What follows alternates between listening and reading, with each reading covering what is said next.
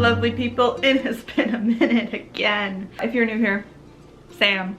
This channel is Shadow Harvest, just a witchy diary musing nonsense thing that I do in the YouTubes. And I have been gone and busy for multiple reasons and not having time to film video on this channel. So I figured we would kick some start off with a bit of a catch-up video slash a review of the last few months of tarot themes for me. Every single year I do a full year ahead reading, and then I kind of like to look back and review on it, and I figured it might be nicer this year to do that in little chunks. So this will be January, March, May, April. It's coming out, filmed the day before. I have another video I'm filming. We are mass filming, so now things will be in some sort of a scheduled order, so videos will be coming out regularly now on this channel. I promise it. I know I keep saying such things, but for realsies this time, I swear. Anyway, let's just dive into the video so this is not super long.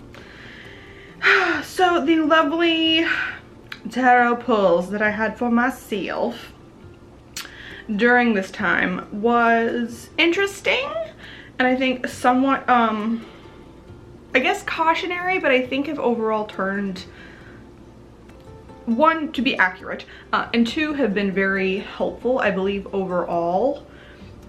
To always keep in mind, I've been kind of hyper focused on them since my mental health hasn't been doing all that great for the past,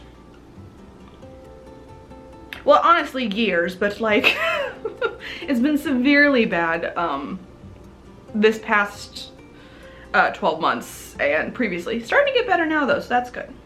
Okie dokie, so the month of January was the lovely Nine of Pentacles. The whole idea of like fruits of your labor, there's a lot of things going on, a little bit of a celebration, but also like it's not a 10. We are not at completion. There is still shit to do. We still have to now, we're seeing our bounty, maybe need to harvest it. Still work to be done. January was the month where I took to do mental health. It was me finding a therapist, starting that journey, especially because I knew that that can be one, extremely expensive depending on if you can find someone that to even work with you, and it can be a bit of a trial and a half to like even have that. And I was super concerned about finding a therapist that would be able to work with me with my spirituality. Thankfully I have. She's wonderful, she's great, we love her.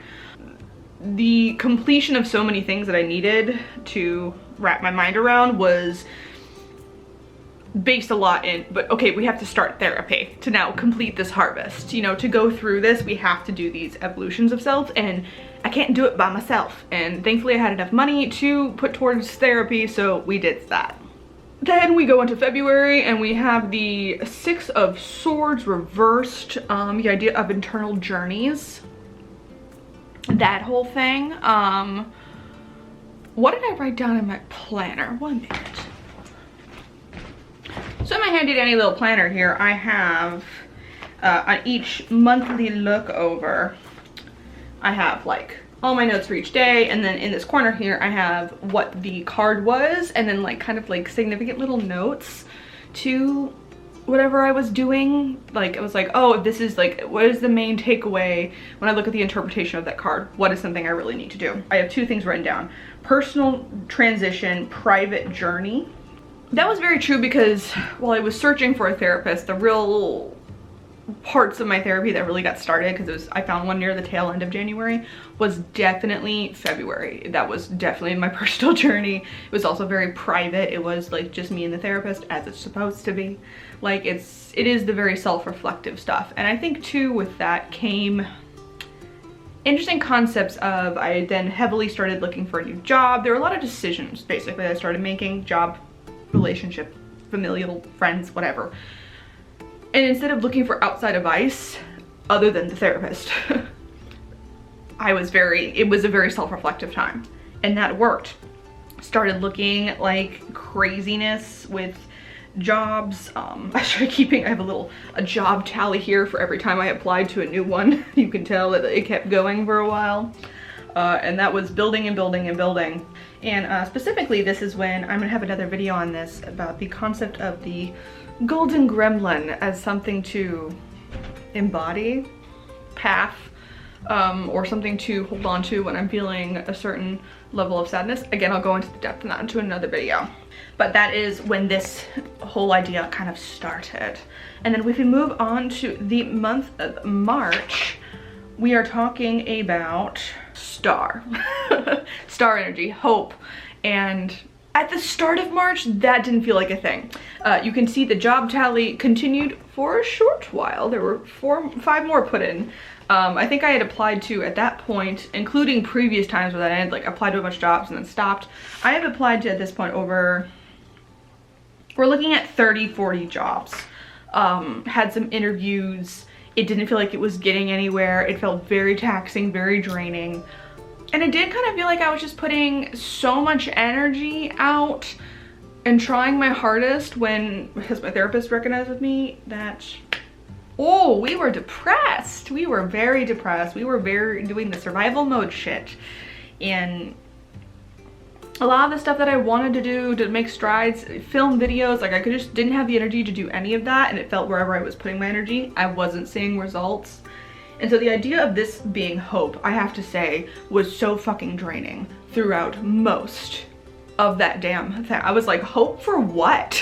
Like, where is it? Am I supposed to be feeling it? It's supposed to be, I was supposed to think that this was totally the month that wasn't gonna be a thing. And well, around, when was it that I got the job? I got a job offer, like, yeah, like I got like the second to last week of March in here in this planner. I finally got a new job offer. And was it the best thing in the world? No, but it was more money. And it was basically doing the same job that I was doing, just with a pay increase. That's all it was. And that was pretty dang fantastic to find, like, finally, there is that hope I was looking for. There is that wondrous thing. A new environment, new coworkers, new things to be stressed about, new people to even be annoyed with, just change and new. Oh, my Gemini sun was craving it. And I definitely think too, my job for the longest time, I think, was this weirdly stagnant thing. I'd worked at the last company for 5 years. I did not negotiate my pay well. Everyone in that office was significantly older than me and significantly not aligned at all with how I viewed the world. I think those two things in tandem were not good. It is very hard to connect with people when you're at such different stages in your lives and you don't think of the world in the same respect. And by that I mean just like when I was in the office pre-pandemic and pre-moving to Portland, there was just constant discussions of politics, life events, whatever, and just everyone's opinions on things were so misaligned with my own that I constantly felt the need to just keep quiet and shut up. And I felt like if I ever talked about anything that I was actually interested in, the patronizing effect that would come in with that for whatever reason was not fun, and just a constant grind on me and not helpful. Whereas now, my new job, I've now been working there for about a month, end of April, we're filming this, and there is definitely a mix of opinions, but there's also a mix of ages. So there's people who are around my age, people who are older, people who are younger. It's a healthy mix of people, and there's something about having that variety and feeling that variety also of thought of how things are discussed.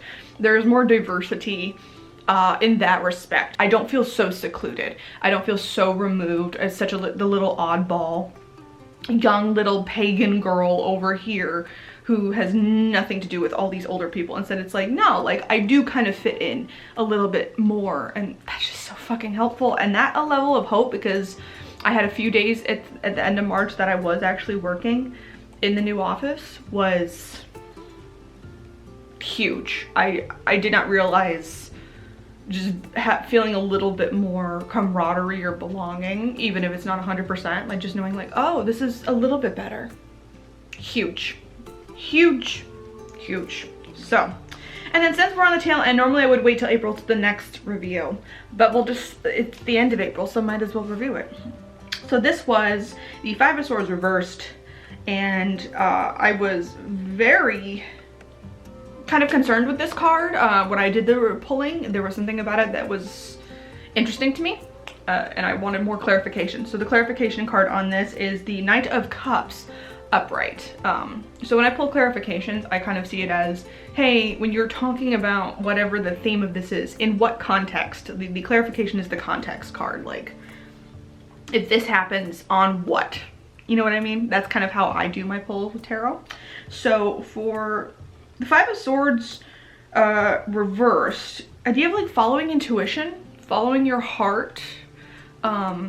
It's a very, again, another introspective card, which I find interesting, especially because I think this is probably the first month where I have felt the depression lifting.